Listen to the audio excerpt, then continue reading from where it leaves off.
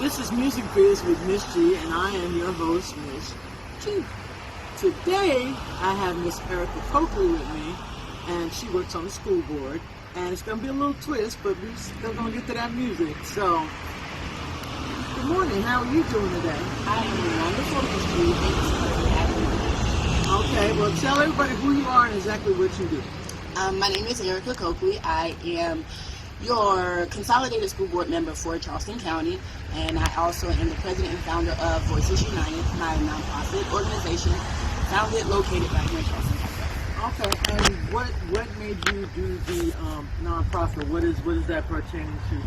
Well, Voices United, as a child, just always, I felt like my voice was silenced as a child, always been an activist and wanting to give back, wanting to help. Collaboration, partnership, Voices. The acronym for Voices is everyone has a right to verbally express our input concerning everything. So feeling like my voice was silenced as a child, I found a way to reclaim my voice by helping others and making sure that children's voices weren't silenced going forward. That feels good, don't it? It does. So, you know that I do music, and you work with kids, obviously, because you're on the school board. So, I'm not trying to put you on the spot, but you know, like everybody knows that you have a mentally challenged son, and it's your son, right? Yeah. And you're still able to run game if need be. So I always ask people these questions because you know I do deal with music, and I always try to get the artists to see perspectives of different people and different things going on. So with that being said, what kind of music do you notice that affects your son maybe in different ways, or you get a different reaction out of him if he hears like that certain song? So what's funny is I'm actually like a music head. I love music. Music to me, it tells stories. Right. I feel like a lot of music helped me make it through where I'm at. Right. And if she ever sees it, Mary J. Blige is like my biggest fan. Like seriously, just growing pains, just all of that stuff. Right. It makes you grow, it tells a story. So when I'm in the car and I'm listening to music, radio-wise, sometimes I listen to talk radio just to get that information. Right. And then so when I do get into my music, sometimes I hear, it's funny because he'll tell me, switch it back to B93 or switch it back to a certain radio station. Okay. I think it was what was the music? The song that came out, the cowboy, Old Town Road. And when that came out, that was like, I want to say, not the first time like that. Grown, that young, I actually think I heard him kind of singing, and then I looked back, but that was one of the first ones that I actually kind of heard him pick up onto. But beat-wise, he likes music with beats. Mm-hmm. And so I try to keep it to where it's nothing that is derogatory. You know, so he would more, because he's autistic, would like more a beat that's, I'm not gonna say calming, but something that's rhythmic, that has like like that 1, 2 flow to it. Right. Okay. Ironically now, body. Not too much, but you know when you listen to it on the radio, that beat. I heard him the other day. He had his hand out the window, and I actually turned it because I didn't want to hear it. He was like, no, put it back. So when I look back, he got his hand out the window. And he's on the beat. Right. He's on the beat. Okay. So even if he's not with the words, he's on that beat. Right. Okay. So that's pretty cool. So what do you think now that you work at the school board and you see certain things that happen maybe nationwide with school violence or with I don't know, like what actually goes on at your school board? What do you think about the influence of music? Does music play a part in some of that violence, do you think? Heck yeah. So I put it this way.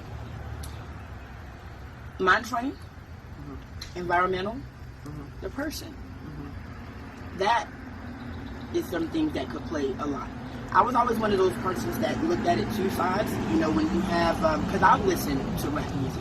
I listen to, my mom used to call it that bang bang shoot 'em up. My husband called me a thug. And so, hey, we all have an inner thug in us. Look, I ain't no killer, but don't push me. But to listen to it is one thing, but to act on it is something else, right?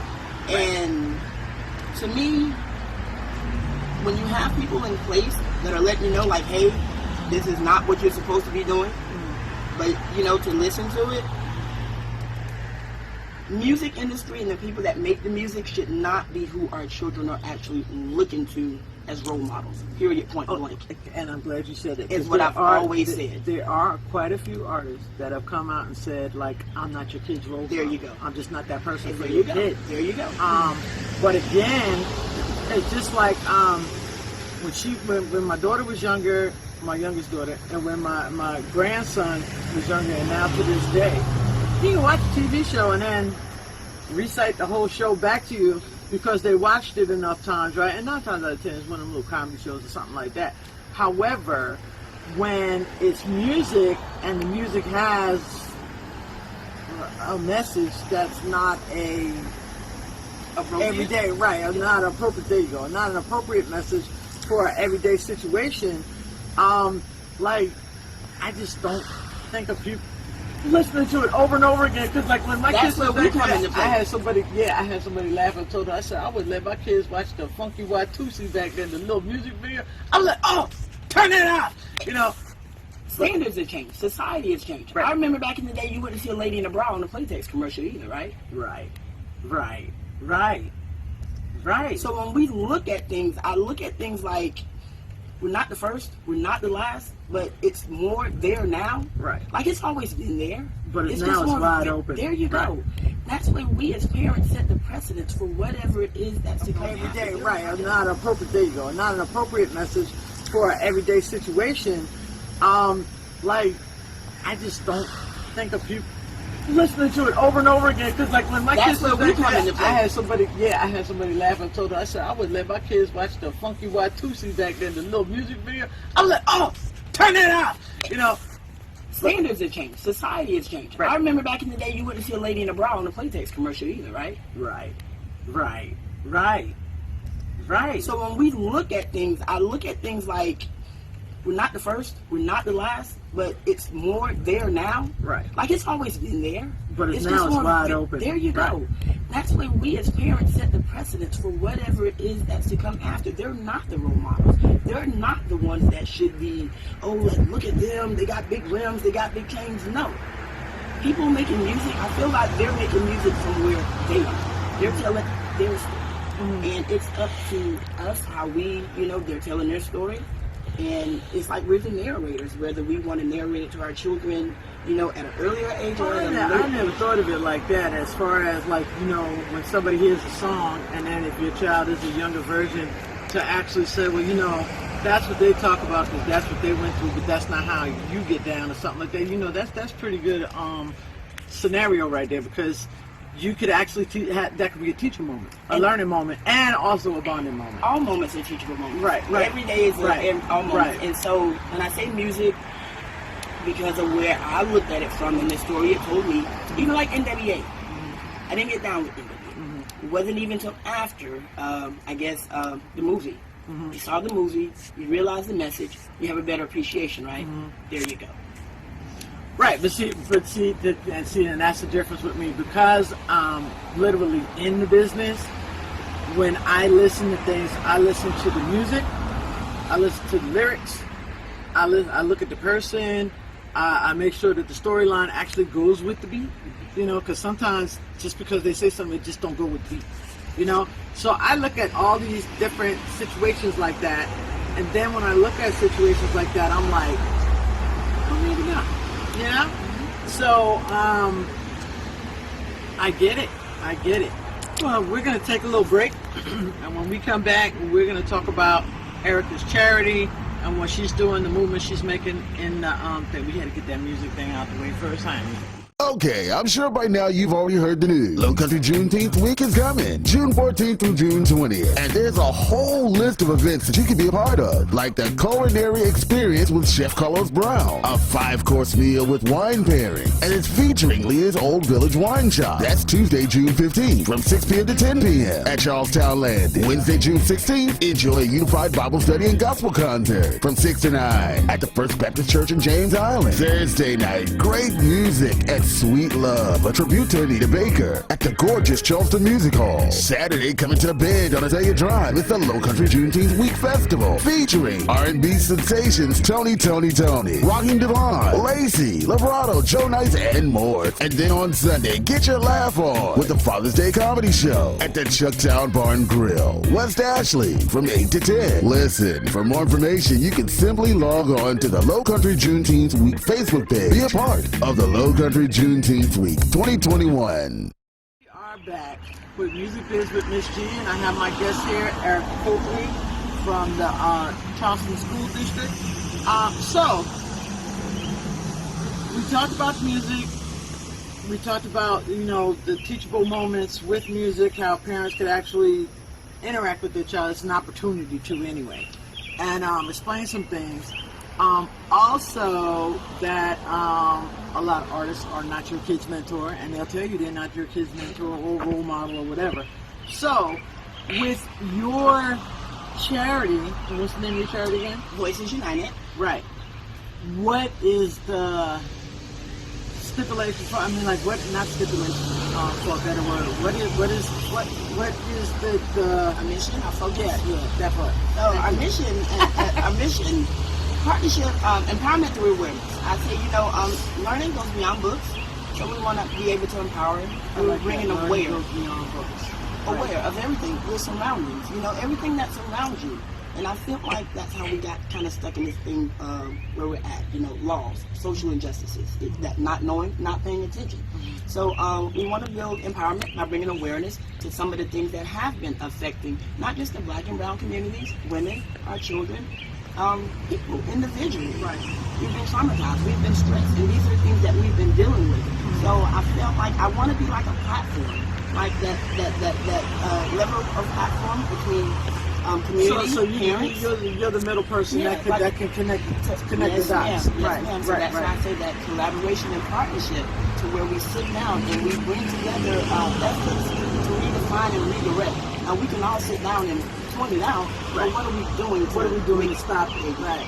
So I know you just had an event. What type of event was that? Because I saw all kind of little stuff going on, like softball and stuff. And girl, I had to take aspirin looking. That was a kickball event. Actually, I'm Stand as One, and Voices Unite collaborated. There you go, that collaboration and partnership. Right. And it was mental health. We kicked off the stigma for mental health. And as we know now, especially this day and age, under COVID, the pandemic, it's hit a lot of us hard. But us as African American people, we've been under a pandemic of life for a long, long time. And at the Stand as One, my activist family, boots on the ground, that bring all of this to a head. I'm out there fighting for $15 an hour, I'm out there fighting for education, I'm out there fighting, just out there on different levels. But they're the one that actually made me see and find my focus point. So we brought it together, to do this. That's awesome. And it's always a good thing when groups, advocates, and everybody can come full circle and come together, because people don't understand. And I always tell people this in the music business, like, you can't get anything done without a team. You need a team.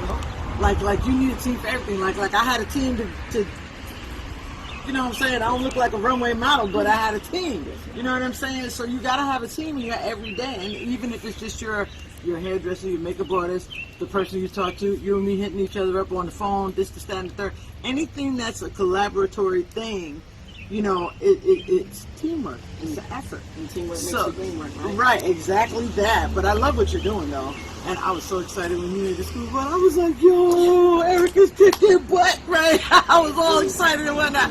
So, tell us how we can donate or help you be a better you, or your organization be a better organization. How does that work? Share, support, come out, find us on Facebook. We're also the Voices United. I always have to remember that one. I'm sorry. Our website page has been really, not to say just got it up and going, but everything's coming out, because I was under a fiscal sponsor last year, but I'm off on my own this year. But it's at thevoicesunited.org. That's where we can be found. Our email address, Our email address is unitedvoices235@gmail.com. If you want to make some donations, we're on Cash App, $United Voices 1. but just support the mission, support the cause. We're all about, just anything that we can do to bring changes to our communities, to our children. It's not a black thing, it's not a white thing, it's an everybody thing, and we all have a part to play in this going forward. Well, you let me know if you need a song done, and you let me know if you have any children in mind to do the song for the United Voices, and I'll be more than happy to front across that. Yeah, and then you'll have your own little theme song with your United Voices. So I'd be more than happy to do something like that for you, And I appreciate and get them together and whatnot. Yeah, I'm sure that'd be nice. I love what you do. Thank you, ma'am. Because Love that's what we did for Pastor Dixon too. We did his unity